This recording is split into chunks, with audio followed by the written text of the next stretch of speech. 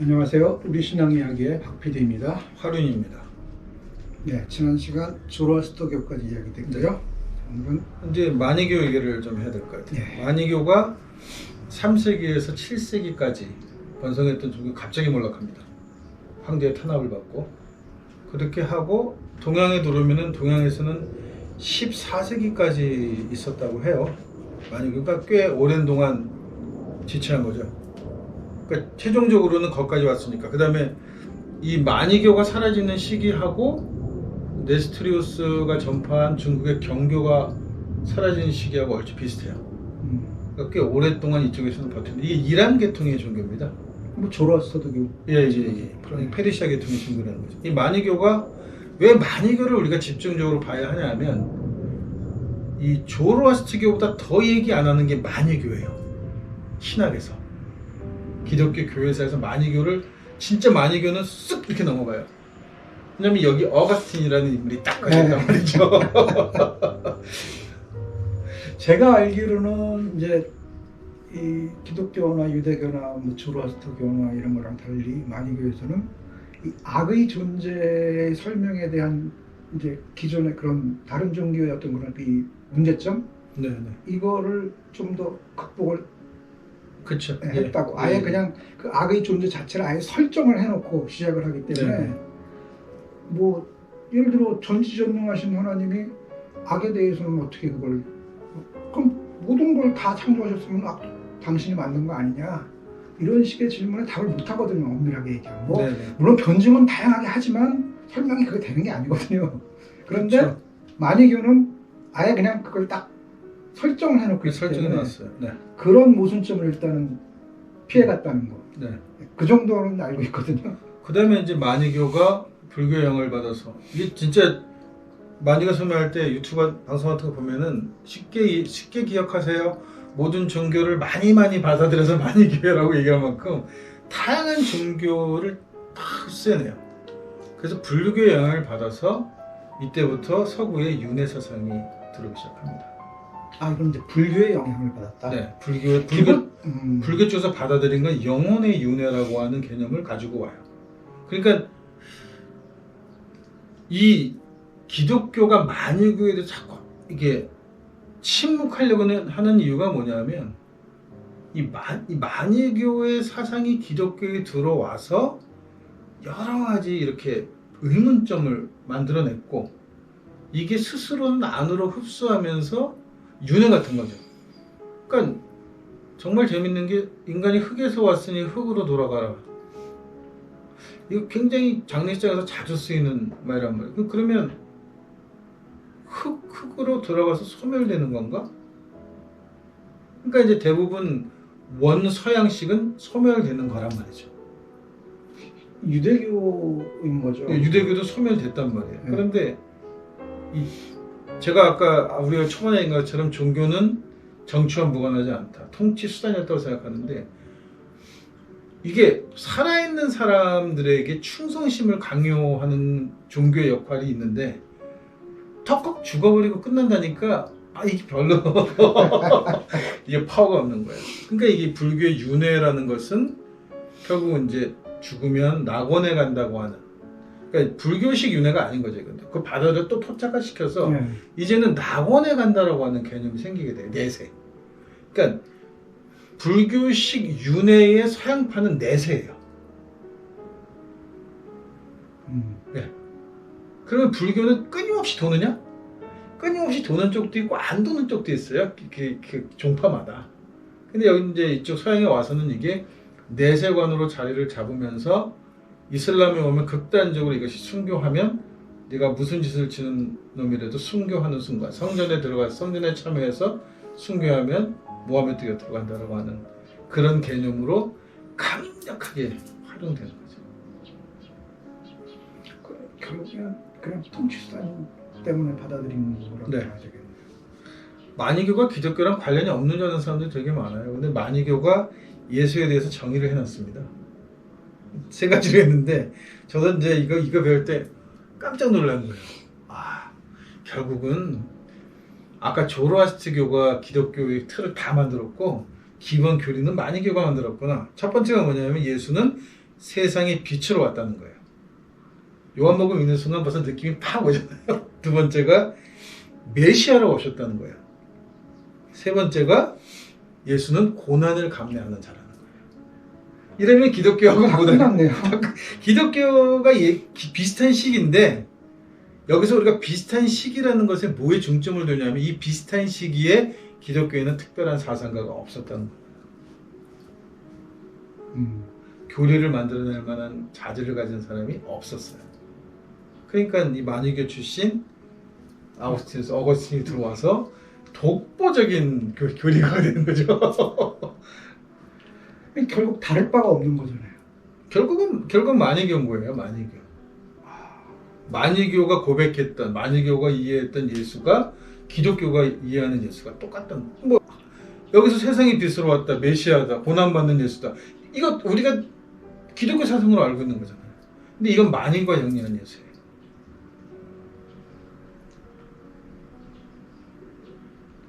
그러니까 바울이 로마 유학 가서 많이 배워가지고 기독교의 기틀을 갖고 예. 어거스틴이 만유교 유학 가서 그쵸, 만유교. 거기서 배운 거 갖고 또 와가지고 또 교리에 또 틀을 다 만들었더라고 봐야 되겠네. 네. 그래서 어거스틴이 틀을 만든 거가 뭐가 문제냐라는 말을 할 수도 있는데 저는 어거스틴 별로 안 좋아해요. 왜냐하면 만유교하고 기독교가 로마에서 비슷한 때 세력을 형성합니다. 근데 황제가, 이 황제 이름이 누구더라? 데오도시우스? 데오도니우스 같은 뭐 이 황제인데 이 황제가 기독교 손을 딱 들어줘요. 그래서 382년에 그 황제가 이제 만유교를 믿는 사람은 사형에 처하겠다고 하는 칙령을 발표하거든요. 그 다음에 그 뒤에 이제 기독교가 391년에 이제 한 9년 뒤죠. 기독교를 유일한 로마의 국교로 한다고 이 황제가 선언한단 말이에요. 그 앞에서 314년이었나? 그때 원래 그때는 이제 해놓고. 기독교를 인정해 주는 거고 콘스탄티누스는 기독교를 공인하는 거죠. 그러니까 기독교도 로마의 한 종교다 이렇게 한 거고 박해하지 마라. 박해하지 마라. 그러니까 저는 발음이 잘 안 돼요. 이 황제가 기독교를 국교로 만든 황제란 말이죠. 근데 이 국교로 하기 전에 뭘 먼저 했냐면 만유교를 먼저 잡아요. 그리고 9년 뒤에 국교로 아예 유일한 국교로 선포를 해버린단 말이에요. 그런데 389년에 어거스틴이 기독교를 개정합니다. 만유교에서 3년 전에. 예. 그러니까 이미 흐름이 있었을 거 아니에요. 만유교가 그렇죠. 몰락세고 그리고는 내가 종교를 갈아타야 되겠구나. 이 종교적인 게 딱 이 바울하고 비슷해요. 유대교의 돈을 받고 유대교 쪽에서 활동을 하다가 성전 붕괴되고 하면서 유대교가 몰락하고 나니까 나는 무슨 종교를 먹고 살지? 그래서 기독교로 갈아타는 것처럼 똑같은 형태가. 성전 몰락 전이죠. 예, 벌써 유대교 기업 타니까 얘는 갈아탄 거잖아요. 바로 직전에. 딱 바로 직전에 갈아타잖아요. 갈아타고 기독교에 넘어와서 만유교식 예수를 완전히 교류화시켜버린 거죠. 어거스틴이. 더구나 그리스 철학까지 끌어들여가지고 상당히 논리적인 사람인 것 같아요. 어거스틴이. 그러니까 시대 흐름을 읽는 건 그래도 바울이 조금 더 낫네요. 바울이 성전 몰락 그래도 한 20년? 네. 20년 전이나 뭐 이 정도 될 거 아니에요. 그때 갈아탄 거고 그렇죠. 얘는 3년 전에 갈아타고 이렇게 되는 거네요. 그러니까 아까 말했듯이 이제 어거스틴 때에 이게 이렇게 만유교적 특징이죠. 선과 악의 본질에 대한 개념을 이야기하기 시작합니다. 선의 본질이 무엇이냐, 악의 본질이 무엇이냐. 이렇게 되니까 뭐가 생기냐면 지옥이 생기죠. 악의 본질은 지옥에서 나와야죠.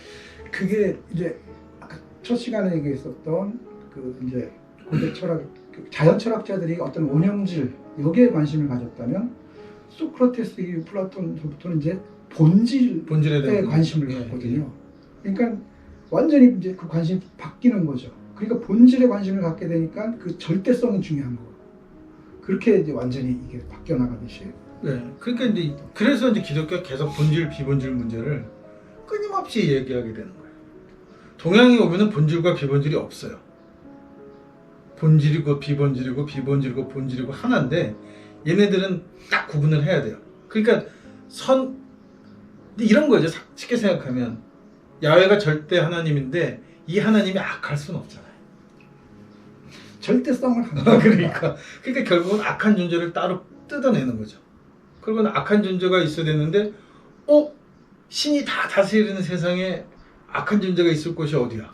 그러니까 결국은 그리스 로마 신화 같은, 아니면 그 지역 전에 신화들이 나오는 지옥 개념을 가져오는, 끌어당겨서 거기다 하데스에다가 악을 집어 쳐넣는 거죠, 이렇게. 그게 논리적으로도 말이 안 된다는 거는 스스로 안 그렇게 만들어놓으면 절대자라는 말이 안 되는 거잖아요.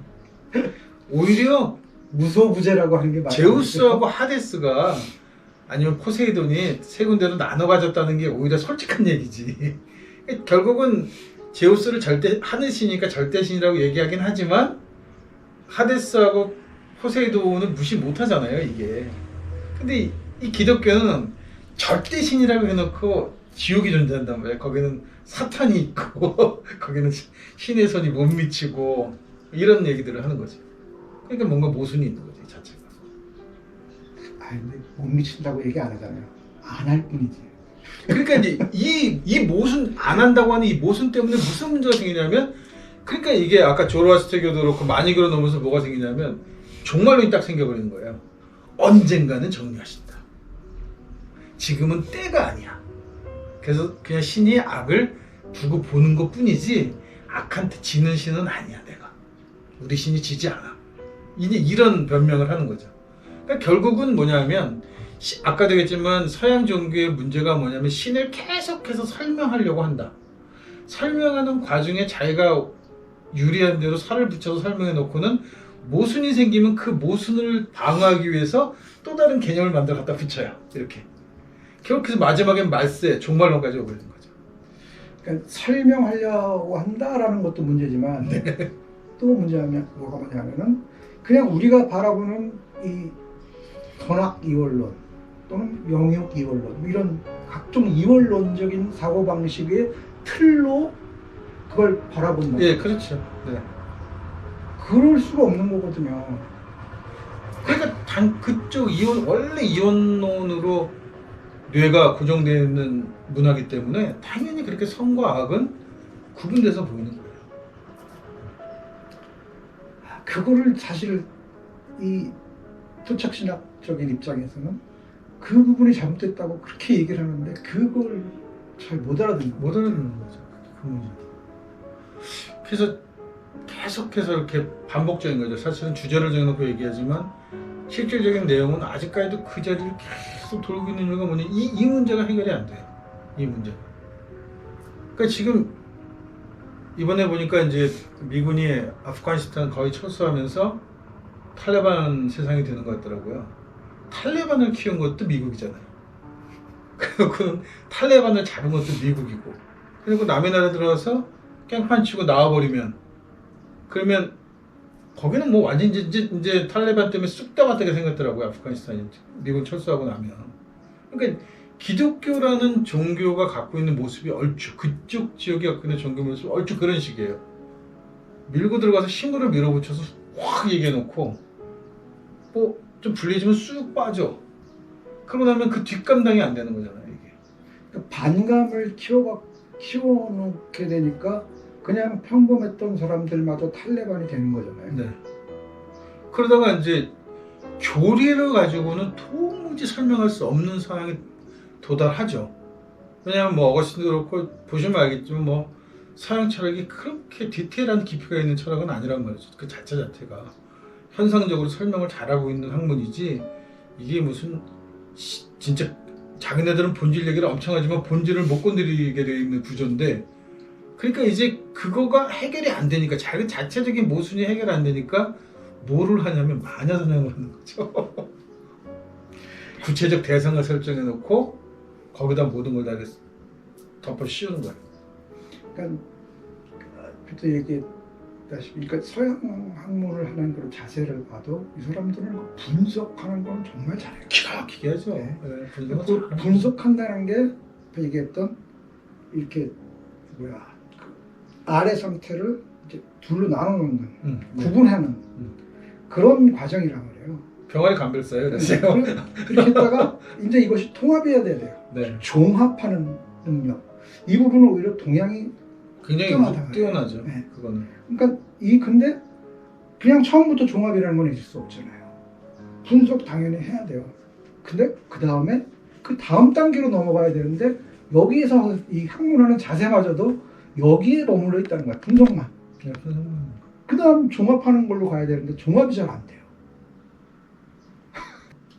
그러니까 이제 이 서양 철학이나 기독교라는 학문을 그 신학이라는 학문으로 공부하면서 사실은 이런 종교들이나 이런 문화들 거기다 또 지금 얘기 안 했지만 중세 얘기할 때 잠깐 했지만 그 중세 지역에 있었던 그 수많은 종교들까지 다 들어서 짬뽕이 된단 말이에요 이게.